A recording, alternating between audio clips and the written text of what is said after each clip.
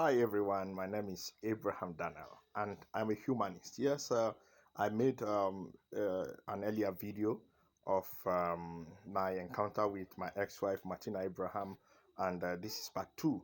Like I said in the part one, how I met her, how we got married, and how I stopped where we moved to Abuja. Now I first came to Abuja. I was squatting with my friend Chris Chinekwe at One Man Village, and later she came to meet me with my two children, Lily and Perfection, were born then, and my younger brother. Now this what happened. This was what happened. I lost all my properties, everything I had in Otubo were gone. Everything gone. Courtesy of her. She never explained to me what happened, but I took it because as a family, we have to take it and move on. So we started all over in Abuja. Now we later got a place at Ajata. Ajata in Abuja is after Kurudu. That was how we got a place and started. Now it was there she told me about Dunamis Church. She invited me. She went to church and she invited me to Ukwe branch. I attended, and from there got to meet Pastor Philip Abba. Now Philip Abba is late now, but I want to acknowledge him because my third child Grace was born under him under him. And I remember when my ex-wife was in labor, Pastor Philip Abba was in the hospital, where you have what's the name of that, Kuchungoro, the primary healthcare there. Pastor Philip Abba was there, and he was the one that won't pay the bill. He paid the bill, him and his wife. So I want to give it to him. He's late now, but I give it to him and the wife. And that was what happened. Now I went through their Bible school. When I was in their Bible school, as I was rounding off, I had two opportunities. The first opportunity was to work in Dunamis. The second opportunity was given to me by Sister Anne. Sister Anne was one of the students, but her husband was into construction, buildings. He's into building construction as an architect, and he wanted me to work with him as his site manager. He wanted to me to work with him as his site manager. He provided a car, a BMW, and but when I presented a two opportunity to my ex-wife, she said no, we should do Dunamis. And of course, as a family man, you have to listen. So that was what happened, and from there the Dunamis work started. Now, when we started, because we were living very far, I had to wake up very early. My children started schooling there. I had to wake up very early, bring my children to school, and sometimes we arrive in, remember that time there used to be terrible hold up, go slow, hold up, the Nyanya axis. I had to, sometimes 4 a.m. I'm already in the office. Early in the before 6, I'll beat my children, prepare them for school. And those our colleagues then can attest to what I'm talking about. Sometimes they will see me and my children early. If you see me, you see my children. See me, you see my children.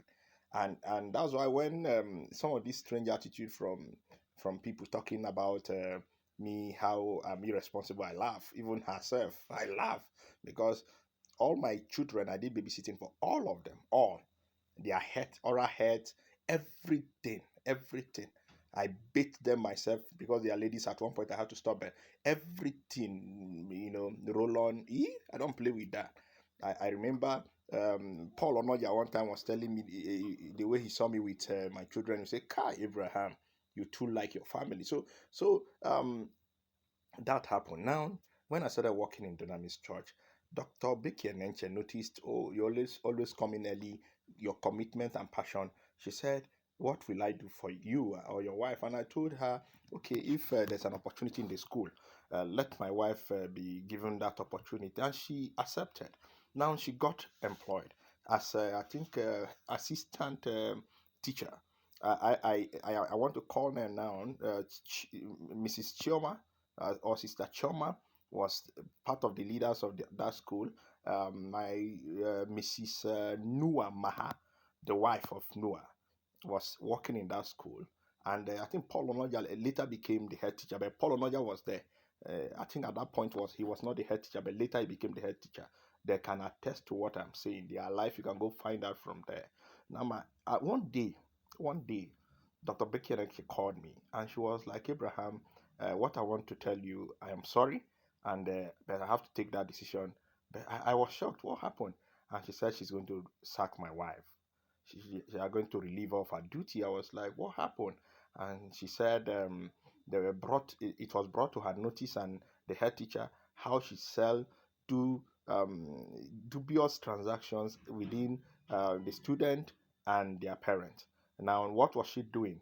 She said that my ex-wife sells clothes, children clothes, and and because she takes care of children, when they wee wee or maybe mess up their clothes, she will change the clothes and replace them with her own instead of the children's clothes, and explain to the parents that, oh, sorry, your child messed up his or her clothes, and I decided to change the clothes, and but I now use my own for them.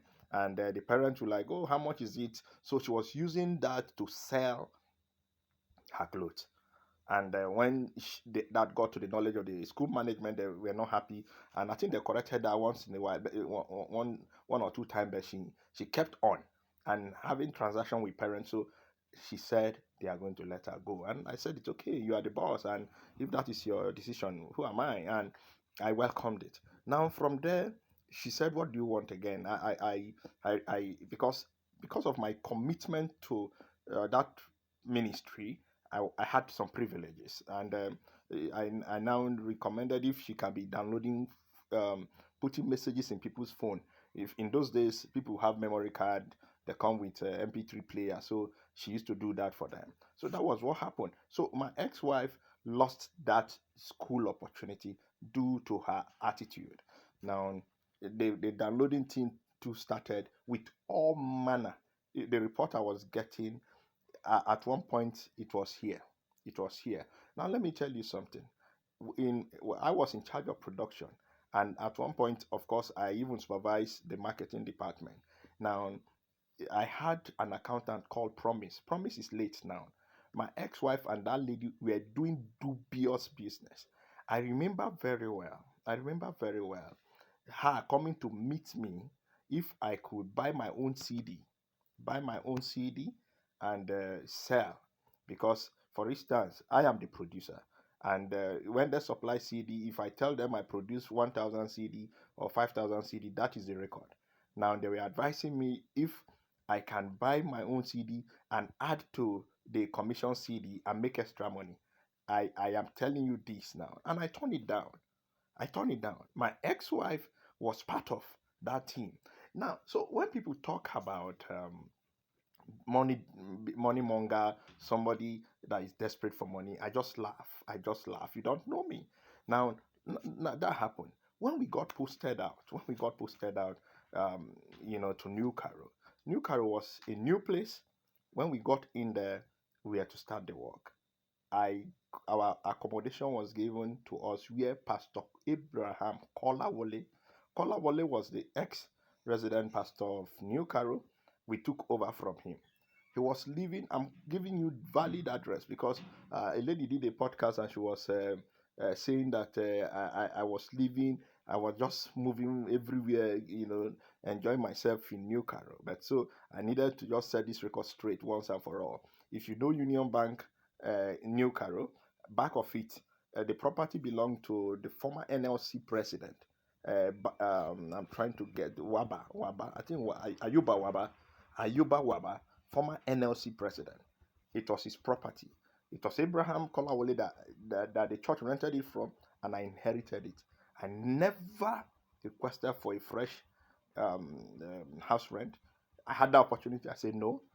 The same place. Let's conserve money. Let's save money. I took over from there. Now, when I became, we of course family, everything, life started. Now, at one point, I noticed some attitude in my wife. As a church, we have a policy not to introduce ourselves or our wives introducing business to church members. So if you have members in church, don't share your business with them, or maybe elders or deacon or deaconesses and all of that. Now my ex-wife started introducing business to church members. The first business she introduced to them was long reach business. I warned her, and I am saying this publicly. Now, when you have a wife that you instruct, don't do this, and she goes ahead to do it. Now, this is what I always tell people: it is not always easy. You can't, no matter how you want to scold her, you can only scold her within your house. And as a pastor, also, you have to be careful. You will try to be careful because she can mess things up for you. My ex-wife actually messed things up for me. Now, I am happy now because that we parted. If not, at one point, I'll go to that. I'll tell you more. Now, she started a long reach. Her aunt introduced her to it. And long reach business is a multi-level marketing. You have to introduce somebody, bring two people, and all of that. She started initiating it, then introducing ministers on the altar, women leader. It's because I've not seek their consent. If not, I would have called their names. Elders on the deaconesses on the altar. She told them about the business. Ministers, she told them. Now there was this particular thing she did. I will never forget. Now, my ex-wife told a minister on the altar about it. And it always comes with hope, breakthrough kind of, oh, if you do this, before you know, your money will begin to service you and all of that. And this man indulged. This man bought into it and gave her money. And I think there was a particular package that they promised him something and it did not work out. Now, on that day, it was on Sunday, I was preaching. I think it was either the third service or the second service. I was in my office refreshing for the next service, and I heard a quarrel in her office. Only for me to enter there, my ex wife slapped this man. Ah, ah, what is the matter? She slapped. This man is older than her. I think older than me. But as a pastor, you are the resident pastor, so everybody respect you, call you daddy and mommy. Slapped because they had a disagreement. My assistant, now I am going to call names now. Victor Shaibu was my assistant pastor, so you can ask him. And Albert was my accountant, the church accountant. You can ask. The notice they came to tell me and when I entered, what? Now this man, I would have called his name, but maybe he will watch this and he can collaborate. Now I had a separate meeting with him. I beg, I apologize. My ex-wife, when she gets angry, she could. I remember several times she destroying her phones, destroying things in the house out of anger. And as a pastor and as a father, look, these are the burdens, these are the scars. You will never know that I was going through any pain. If I'm talking about my family, my wife in the public, you will never. To get married will hungry you. I remember in New Caro when I entered there, I had young men. They were sleeping in the church, doing nothing. I can count within my finger more than five of them. When I spoke with them, I empowered them. They got married. They got married. I got them accommodation, like the church got them accommodation. Empower them. They are living the best of their life. So if you see me the way I treat my children, my wife, you will never. My ex-wife messed things up. The long reach thing, oh, that business destroyed church members, especially people at the altar and all of that. That came up. Now the next thing, I had a marriage committee. The marriage committee had a chairman, and I gave them all, because one thing about me, I understand leadership and I understand division of labor. I gave them their own opportunity. My ex-wife insisted she must be involved. I told her, let these people be. This is in Dunamis, it is a style. The marriage committee recommend it is not the role of the pastor's wife. She said she want to be there. I remember her giving them instruction of, I think, one particular 30,000 that they must pay for pastor's food. I remember I got a call from headquarters over that. Her commitment for money, her test for money, especially when what she cannot afford, what is not her level, her test for it was so massive. Now, I she said she want to do business, and I am calling names. I will call names now. She said she want to do business. I sold my car when I was posted from the headquarters. I had a Previa, Toyota Previa. I sold it, I think, 450,000. It was a church member, a lady, that bought it because I put for sale, and my assistant pastor monitored it at 450,000. I sold that car and gave her the money. She said she want to go into clothing. She opened a boutique. I, that boutique, I was the one that paid even the staff salary. Ran down. I later again gave her another 500,000. One of the to the I was at one point I was compelled to do it. One of the elders on the altar told me about a loan facility. I collected 500,000. I gave her 500,000 to do business. She ran it down. Story. She couldn't account for the money. Now I am saying this to her because people think throughout our marriage she was not doing anything. Within the 15 years of marriage, what was her contribution to the marriage? I took care of the home. I was never irresponsible. Never. So when people come and say all manner, insult and talk, you don't know me. You don't know me. Now, I collected the next money. This thing I'm mentioning happened within 2014 and 2018. Another time again, I collected one of our, I will call his name now, Stephen. Stephen, his name is Stephen. I told him, please, I need my wife to do a business. He borrowed me money again. I gave her to start a business. That money, the shocking thing that happened about that money, my ex-wife went behind. And asked for extra money. Met this young man, collected extra without my consent. Now, when it was time to pay, the young man came to me and said, Daddy, that money. I said, yes, I remember, and I'm working out the payment. He now mentioned, oh, but sorry, your wife actually collected, I think it was extra 300 or so. I was shocked. But how to pretend? I said, yes, I know. And when it was time to pay, she never, till now. At one point, Stephen got angry and forgave her and dashed her the money because of me. Dashed her the money. Now, let me tell you some monetary transactions she did. I remember her in-law. Her in-law, his name is Okochi, his wife. She told the wife that they are doing pastor's wife's contribution and he should be interested. And everybody wants contribution, especially when you mention pastor's wife. The wife said she's interested.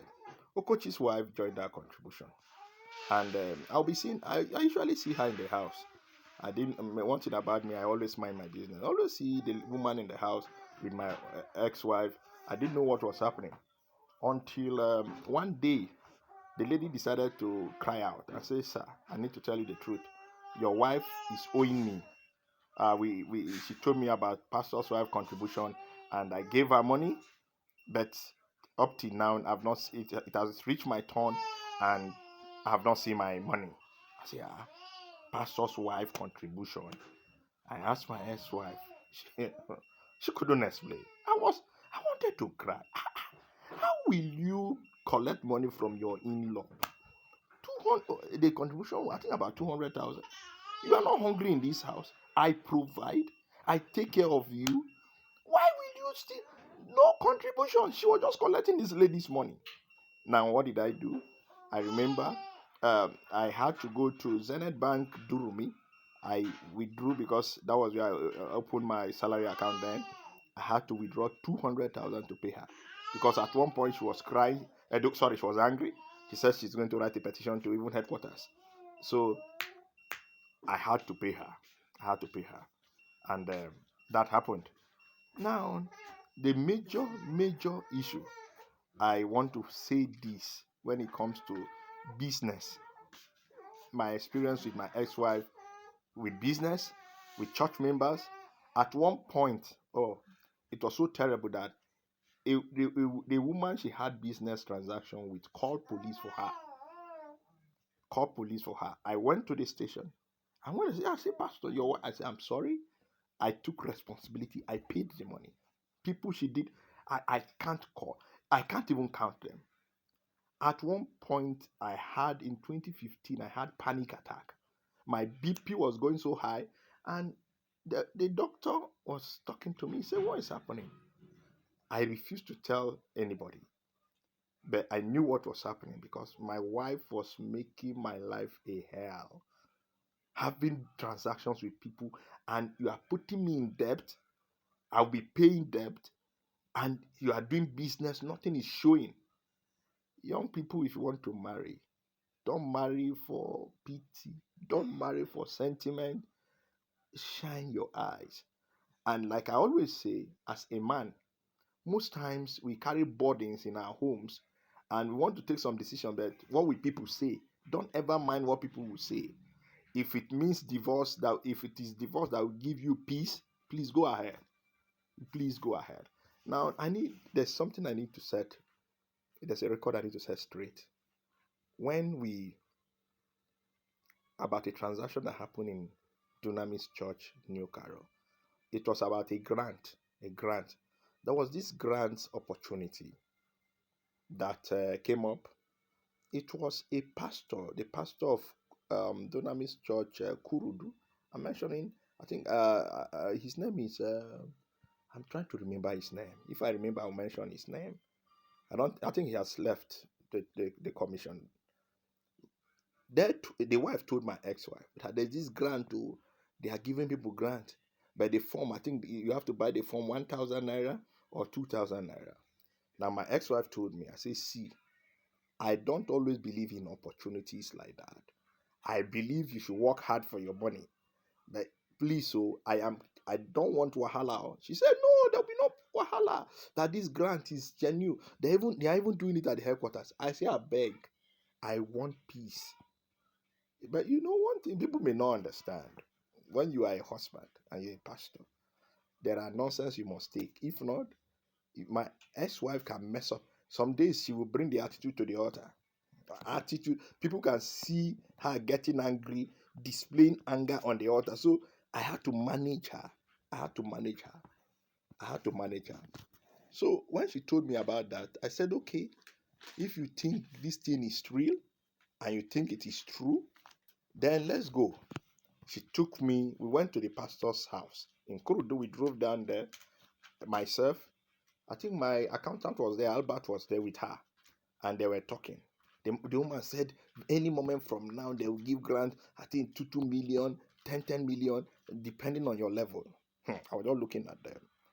They said they only have, all the forms are all sold, but I think they have like 3 or so. I told them, well, I'm not interested. The most important thing is you can give her, you can give my the accountant that took us. I think one other guy, the guy that drove, and the sister, they call her Mary Junior, call her Junior. You can give, but for me, I am not interested. The most important thing is I don't believe in some of these opportunities. Nobody who will sit somewhere and just push in millions of dollars to give to people as grants. So they said it's real. I said okay, but they said okay. My ex-wife started disturbing me that she want to introduce it to the church members. I beg her. I say please, I beg you. If you want to introduce it to the church, first collect your own. When you have evidence, you can now tell church members. That pastor and the wife. And one thing about my ex-wife, she's a very obsessed and desperate person when it comes to some of these petty business. She insisted. They kept pushing her. Hey, don't deprive your church. I told her, in this place, they don't give room for business. She said, no, don't worry. Now, I told her, okay, if you people insist, this is what you will do. The form will be free. Don't collect money from anybody. They accepted, though. And I remember that Saturday. They came, I announced it. I said there's a business opportunity. They want to give grant. And people came, of course, who doesn't want grant? The place was almost filled up. When they came, they called, told me I was at home. They called me, my ex-wife begged me to come. I told her, no, I don't want. She said, if I don't come, people will not, they will think it is a scam. That was how I came into the picture. And I told them, I said, please, this form is free. But they said if you need above, I think up to 10 million or 4 million, you will pay either 1,000 naira or so. I told them I had no deal. but the form that is free.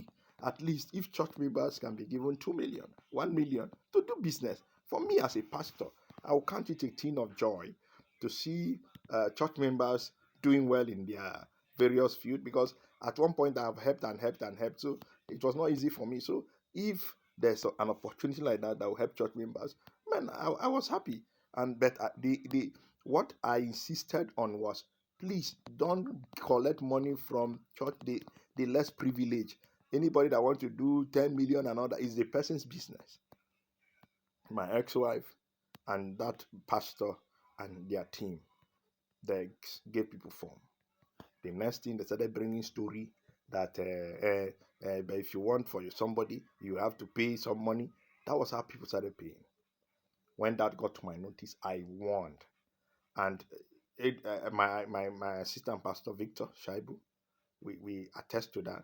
And church members, even on the altar, people that know me as a person, I tried my best to be sure anything you are doing, let the transaction be true. And I warned, if you are doing it, if it is not true, if it is not genuine, my hand no day. That was what I told them. Now, my ex-wife insisted, and she knows how to have her way, because sometimes when you give instruction and I'm not there, she tried to falter it, and there's nothing I can do, because church members want money too. And people, everyone started lobbying, I want extra, I want extra. That was how that form thing started. And the next thing, they were talking about business plan.